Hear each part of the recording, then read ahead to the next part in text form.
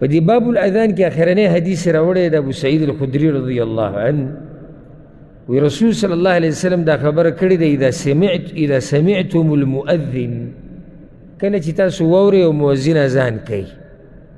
فقولوا مثل ما يقول نو تاسو هم دقه شان وایئ څنګه چې هغه وایي دی په اخره کې راوړی یعنی یو بله مسله اهمه او هغه د مؤذن جواب ورکول هغه اوس دلته بیانېږي او هغه انشاءالله تفصیل سره به ته بیان کړم خو یو فایده یې ده کوي ډېره اهمه فائده قیمه دلته وایي چې د مؤذن جواب به کوې د مؤذن جواب دا په دوه قسمه یو قولی دی بل فعلی دی قولی دا دی قولی نه په ژبه ته د مؤذن جواب څنګه کوې چې هغه څه وایي ته وایې فعلی جواب دا دی چې هغه ته ته وایي حی علی الصلاة راشه منزل او ته منزله لاړ شي ډېرو ته دا جواب یادي د مؤذن دا چې اذان کوي ته به ورسره هغه کلمات وایې هغه اصل جواب یې هېر کړی دی هغه اصل جواب دا دی چې هغه ته ته وایي حی علی الصلاة او ته منزله روان شي هغه ته ته وایي حی علی الفلاح او ته ته ما واورېدلم دا جواب دی او دا جواب ورکول د هغه جواب نه اهم دي کوم چې ته په د اذان په کلماتو پسې اقشن کلمات وي یو سړی کور کې ناست دی ډډه یې لګولې ده یاره صحیح ده لکه کمزوري یو خو مؤذن چې کله هم اذان کوي نو موږ پسې دغه کلمات وایو نور الله دې رحم وکړي منزله نشو تللی نو دغه ولې هم فایده نه ورکوي لکه ما ته یو ورځ یو کس وي که نه ما ورته نصیحت وکړو مشر سړی و سپین ږیری ما یې د دې مونځ اهتمام کوه یاره وایي مونځ خو اکثر زما نه ګډوډ وي ښه صفی و البته د تهجد مونځ او د اشراق مونځ وایي زه نه پرېږدم فرض مونځ نه کوم خو د تهجد مونځ او د اشراق مونځ وایي دا زه نه پرېږدم دا وایي د پخوا نه زه کوم نو ما چې دته اوس وخندم که دته وژاړم یاره ته څه ګډوډي وې فرض نه کوم کوم چې د الله حق ته لازمي هغه نه کوم البته تهجد او اشراق نه پرېږدم او دا اکثر دا بعض دا کوم چې خلک چې مونځونه نه کوي دا مونځونه هم دوی هغه وخت کې کوي چې کله ورته مسلې راشي او یو کس دلته حکومت جیل کړی او کیس یې ډېر اوږد و ډېر وخت په جیل کې ما ته یاد دي اوس هم چې زما عمر په ورځو کې کم و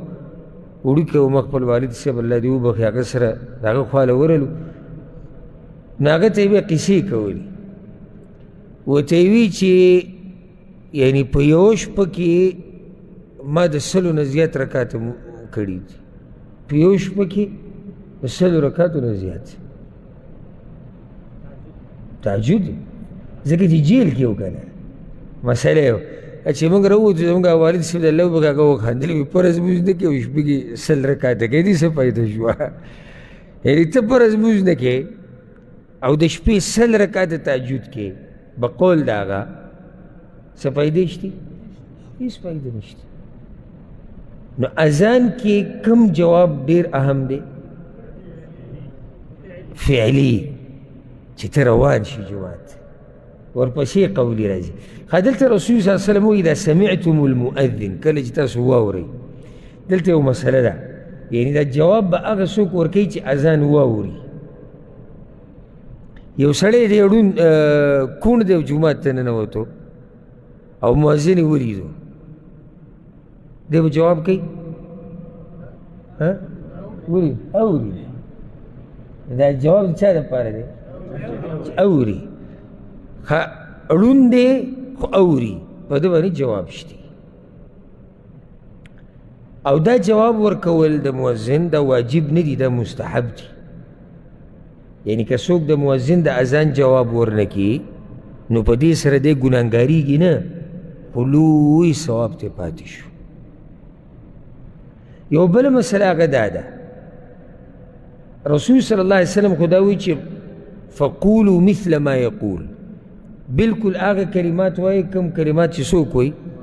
مؤذن وایي نو ځکه بعضو علما ویلي دي وي ته به ټول اذان اقه شان وایي څنګه چې مؤذن وایي. په دې کې تحقیقي قول هغه دا دی چې اقه شان به یې وی سوای د حي علی الصلاة حي علی الفلاح نه هلته به څه وی لا حول ولا قوة الا بالله. په صحیح مسلم کې دا حدیث د عمر بن خطاب رضی الله عنه او په هغې کې دا دي چې کله مؤذن ووایي حي علی الصلاة ته به لا حول ولا قوة الا بالله، حي على الفلاح لا حول ولا قوة الا بالله. لا حول ولا قوة الا بالله معنی دا ده چې د عبادت ته کولو د ګناه د پرېښودو طاقت په موږ کې نشتی مګر که الله توفیق راکړي. زموږ هېڅ طاقت نشتی. مؤذن ته ته وایي حي علی الصلاة راشه منزله، جواب کې تا دا ووایي که الله طاقت راکو توفیق راکو نو درځم، او که الله طاقت را نکو او الله توفیق را نکو زه نشم درتلی.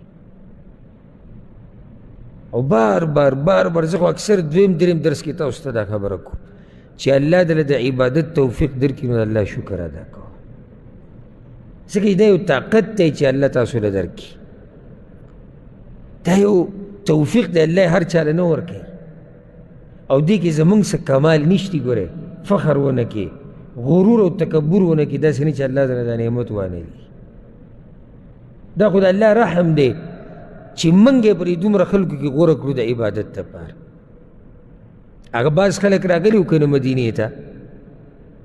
او اسلام یې قبول کړی او بیا به په مخه دې صحابه کرامو ته ووایي او رسول وسلم ته به ووایي موږ اسلام قبول کو، موږ بغیر جنګ قبول کو، د نورو خلکو سره تاسو جهادونه کړي دي هغوی قبول کو، موږ قبول کو، موږ قبول کو. په مخه سهار ماښام موږ اسلام قبول کړی، لکه احسان چې په الله باندې کړی یا احسان په چا کړی؟ په پیغمبر صلی الله علیه وسلم باندې. الله آیتونه نازل کړو یمنون علیک ان اسلموا. الله وی دوی اثباتي دا خبره په تا باندې چې دوی اسلام قبول کړی دی. قل لا تمنوا علی اسلامکم، ته ورته ووایه چې ما ته د خپل اسلام قبلول مه اثباتوئ او ما یې سره اثباتوئ. د سوچ خبره دا ده بل الله يمن عليكم أن هداكم للإيمان، بلکې خبره خو الله اثباتي چې تاسو له طاقت د ایمان د راوړو درکو. تاسو اثباتي چې ما ایمان راوړی، احسان خو ټول د الله دی چې تاسو له طاقت درکو چې تاسو اسلام قبول کو. خپل عبادات یو خو یادوي ډېر ما دا کړي دی او موږ دغه کوو، موږ جو هلته ځو، موږ دلته ځو. نه، چې څه موږ کوو د دې فایده زموږ ده، که نه یې کوو نقصان هم زموږ دی. دا سره الله سره ښه نه دي، دا د الله سره ښه نه دي چې یاره زه د الله سره ښه کوم او په هغه احسان وراړم. نه، مې کوه، الله ته څه نقصان نشته. او چې کې د الله وبچوي کې څه زیاتې نه راځي. دا شان موږ دې درسونو ته چې راناست یو، دا هم توفیق د الله دی. ګورئ دې درسونو ته ناسته ده، دین زده کوو، دا لوی توفیق دی د الله چې ډېرو خلکو له الله نه دی ورکړی. د دې عباداتو یو خو شکر ادا کوي، بل قدر یې کوئ چې الله تعالی د توفیق درکړی دی. تر الله دین ته کښېنې، ډېرو خلکو له الله د توفیق نه دی ورکړی. او مناسبت د دې خبرې وبه یې کړو، دا زموږ د ملګری احمد صاحب د لندن نه راغلی دی او بیا روان دی عمرې له خوا اول دلته راغی. دویمه ورځ یې وایي ما چې زه دې درس کې شریک شم، دا زما یو ارمان و، ځکه چې د لندن نه وي زه دا درسونه اورم په ما، خو دا یو ارمان و چې جومات کې کښېنم. یعنې یو سړی د لندن نه راځي په درس کې کښېني. ما او تا سره دغه نعمت قدر نشتی چې مونږ په مخه مونږ ته نږدې دی. نو ځکه د نعمتونو قدر وکړئ. هغه نعمت دا نور نعمت درته نه یم دا مالي او دا دې خو شکر به ادا کړې، هغه ځان له مسله زه نعمت دیني ویم. که چېرته الله دله طاقت درکړي د مونځ کولو، د درس د اورېدو، د صدقې د ورکولو، د خلکو سره د ښو کولو، د حج د عمرې د ذکر د هر عبادت، نو خالص شکر د الله وباسه، خالص شکر. خبر مې دې پورې کوله چې مؤذن کله دا وایي چې حي علی الصلاة راشه منزله، جواب کې ورته موږ څه ووایو؟ لا حول ولا قوة الا بالله. ولې که الله موږ له طاقت نه یې راکړی موږ نشو راتلی دی جومات ته. ځکه هغه عالم دا واقعه بیانوله ما ترې پخپله واورېده او هغه به دې هسپتالونو ته تو راتللي دي مریضانو تپوس به کوي، خصوصا هغه مریضان چې هغه یعنې ډېر وخت په دې کټونو کې پراته وي او د الله نیکان بندګان شتي چې کوم عبادت ته یې مخه شي. لکه دا موږ د الله بندګان دي چې د الله د رضا دپاره په هسپتالونو ګرځي، د هغه خلکو تپوس دپاره چې څوک په غټو بیماریانو کې پراته دي. دا موږ د الله بندګان دي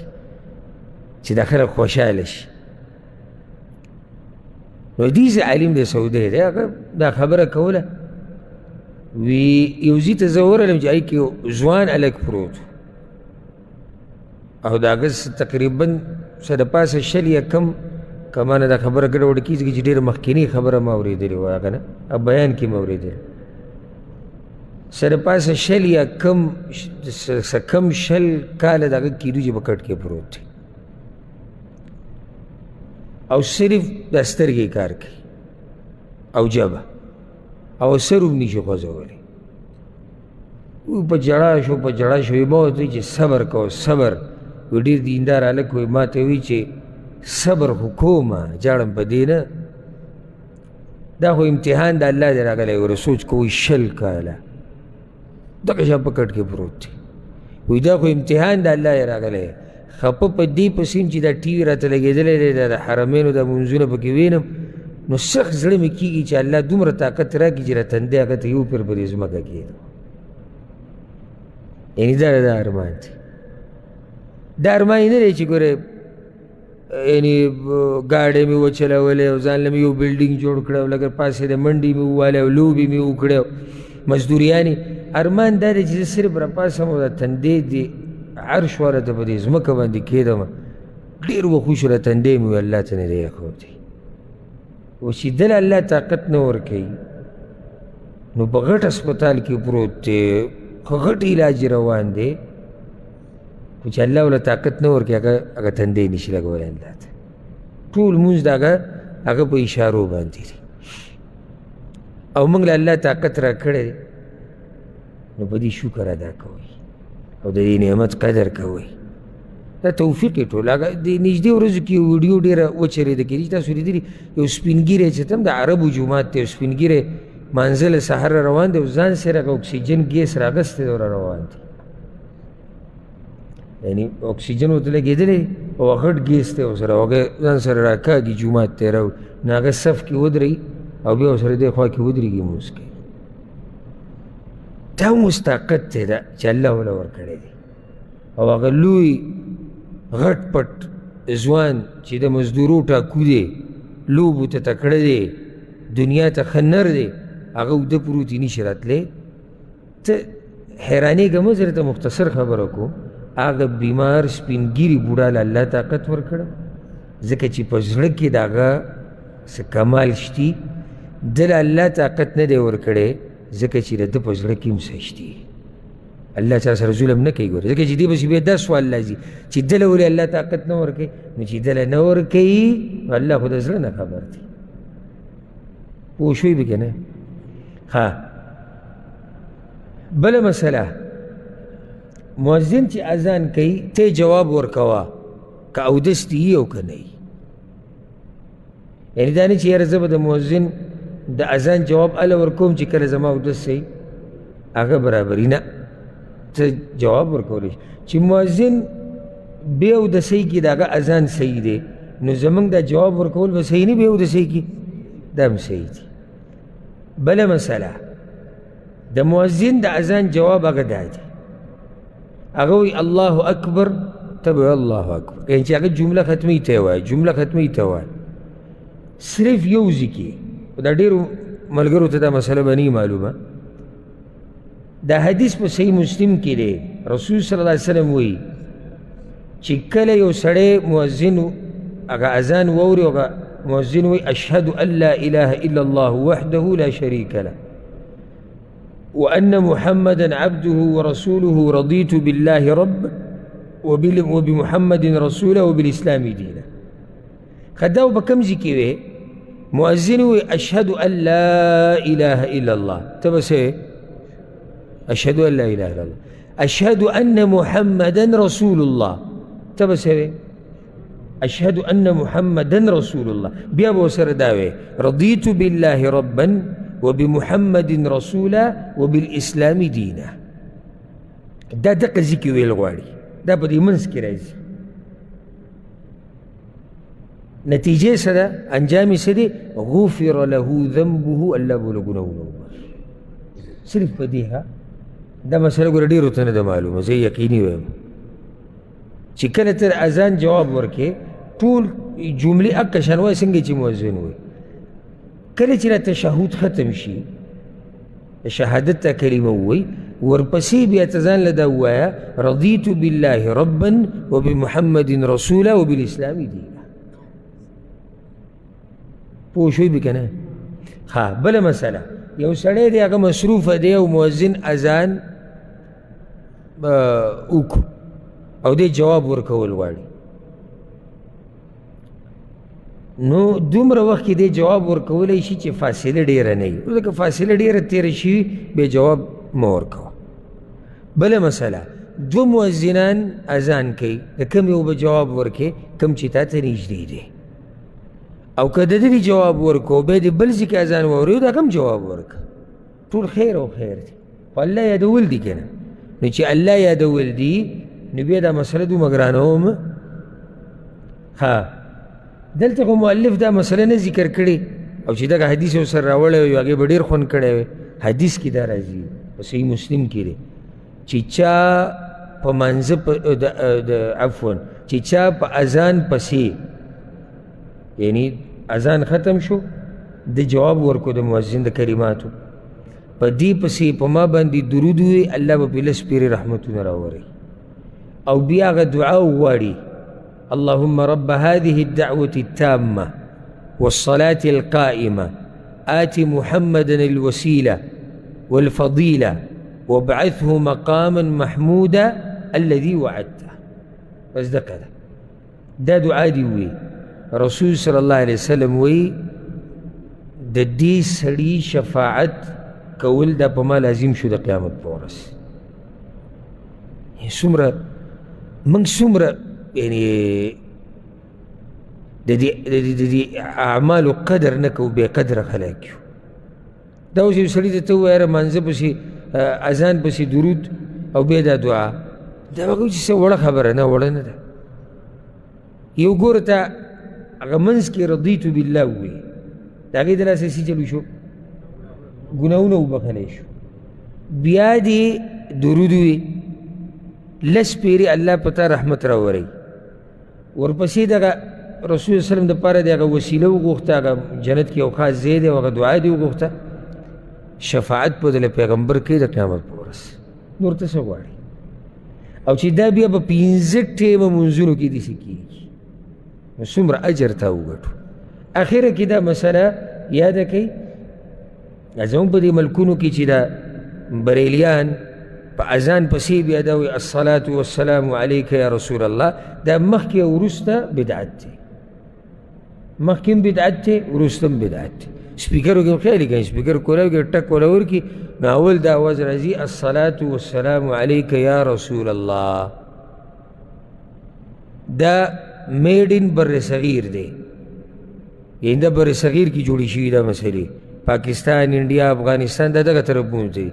دا قرآن و حدیث کې نشته بله مسله بعض کسان داسې چل کوي چې کله د مانځه په دوران کې د عفوا د اذان په دوران کې د رسول صلی الله علیه وسلم دا ذکر راشي اشهد ان محمد رسول الله نو هغه دا ګوتې ښکل کړي او د سترګو باندې ولګوي دا هم بدعت دی دا نشته دا ګوتې ښکلول او په سترګو لګول او یا په سترګې او بعض دا وایي عام اوقاتو کې چې سترګه ومږي نو بیا به دا ګوته ښکلوي دا هم بې دلیله خبره ده نو په دې سره موږ د دې درس هم اختتام ته ورسېدو او د اذان د مسایلو هم اختتام ته ورسېدو